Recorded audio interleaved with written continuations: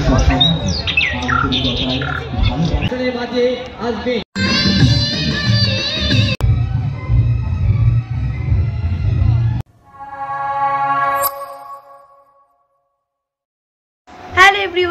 welcome back to my channel आमी पिউ কেমন আছো তোমরা চলো তোমাদের সঙ্গে একটা সুন্দর ভিডিও আমি শেয়ার করব আর এই যে রেডি হয়ে গেছি মাম্মাও রেডি হয়ে গেছে তো আজকে আমি মাম্মা আর আমার ঠাকুমা মিলে যাচ্ছি প্যান্ডেল দেখতে তোমাদের সঙ্গে তো মিনি ব্লগ আমি শেয়ার করেছি যে আমাদের এখানে হচ্ছে জগদ্ধাত্রী পুজো তো চলো আজকে ফাইনালি যাব যে কটা প্যান্ডেল হয়েছে দেখতে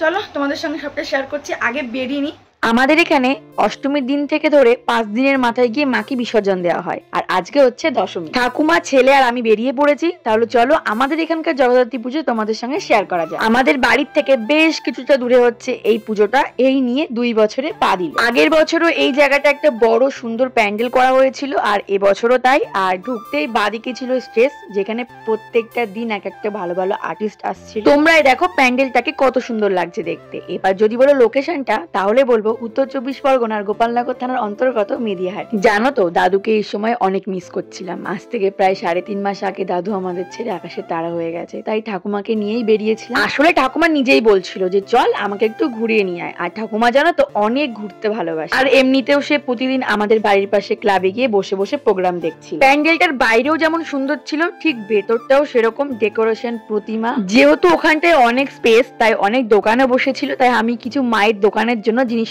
নিয়ে নিয়েছি পরপর পুজো হওয়ার কারণে তাই আমরা হেঁটে হেঁটেই নেক্সট প্যান্ডেলে চলে আসি বাইরে থেকে দেখো প্যান্ডেলটা পুরোটাই সবুজে ঘেরা ছিল আর ভিতরে ঢুকে তো আমি পুরো অবাক হয়ে গেছি বাইরে থেকে না প্যান্ডেলটা কেমন লাগছে কিন্তু ভিতরে আসলে মনে হচ্ছে একটা সবুজে ঘেরা গ্রামে চলে এসেছি মানে এতটা পরিমাণে সুন্দর করেছে চারিপাশে গাছপালায় ঘেরা বট গাছে বাবুই পাখির বাসা আর কত পাখির আওয়াজ আর সব থেকে ভালো লেগেছে এই যে প্রতিমাটাকে তুলে ধরে আর নিচে ছিল ছোট্ট জগদ্ধাত্রী যাকে হচ্ছে পুজো করা হয়েছে এতগুলো প্যান্ডেল আমি দেখেছি বা তোমাদেরকে দেখাবো আমার সব থেকে ভালো লাগছে এই প্যান্ডেলটা এই দিকে দেখো আমার সোনা বাবা হাঁটতে হাঁটতে কেঁদে বসেই পড়েছে ওর আবদার হচ্ছে গাড়ি করে নিয়ে যেতে হবে না হলেও বাড়ি যাবে না এখানেই বসে থাকবে তারপরে ওকে অনেক বুঝিয়ে শুনিয়ে নিয়ে চলে আসি এই প্যান্ডেলটা এটা বাইরে থেকে না ভিতর থেকে অনেকটাই ভালো লাগছিল এর ডেকোরেশনটা অনেক সুন্দর দেন প্রতিমা দর্শন করে চলে আসি বাড়িতে ওদিকে মামামও কান্নাকাটি করছিল যে হাঁটবে না আর আমার ভাঙা পায়ে অনেক ব্যথা করছিল তাই বাড়িতে এসে বাবার গাড়ি করে চলে আসি আরেকটা প্যান্ডেল ওই যে দেখতে পাচ্ছ স্টেজে গান করছে একজন লোক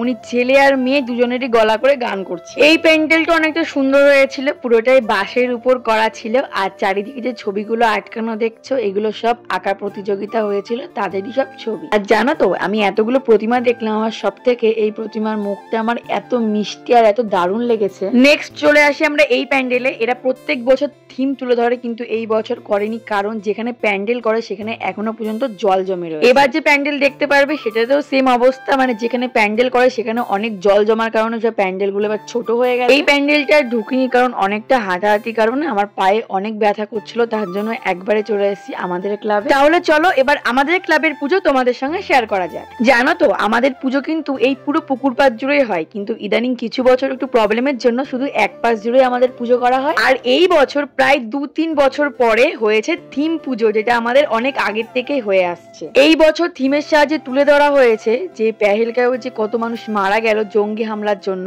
আর তার পরিবর্তে আমাদের ভারত যে অ্যাকশন নিয়েছিল অপারেশন সিঁদুর সেই দুটো জিনিসকেই তুলে ধরা হয়েছিল থিমের মাধ্যমে তো আমাদের ক্লাবের পুজো তোমাদের কেমন লাগলো অবশ্যই কিন্তু জানিও আশা করি আসছে বছর আরো ভালো করে পুজো আর প্যান্ডেল দুটোই করা হবে তো মায়ের মণ্ডপে ঢুকতেই বাঁদিকে করা হয়েছিল সেলফি জোন আর এক্সিট গেটের দিকে ছিল বড় একটা মহাদেব যেটা কিনা আমাদের ক্লাবেরই আর প্রত্যেক বছর তাকে আনা হয় তাহলে এবার মায়ের দর্শন তোমরাও করে নাও আর কমেন্টে লিখে দিও জয় মা জগদ্ধাত্রী সব শেষে আমি আর আমার মামা মিলে একটু খাওয়া দাওয়া করতে গেছিলাম আর এসে একটু ডান্সও দেখেছি আর এদিনকে হয়েছিল সব থেকে গর্বের জিনিস যে আমাদের ভারতীয় মহিলা ক্রিকেট দল সাউথ আফ্রিকার সাথে খেলে জয়ী হয়েছিল তাহলে তোমাদের এই ব্লগটা কেমন লাগলো জানিও কিন্তু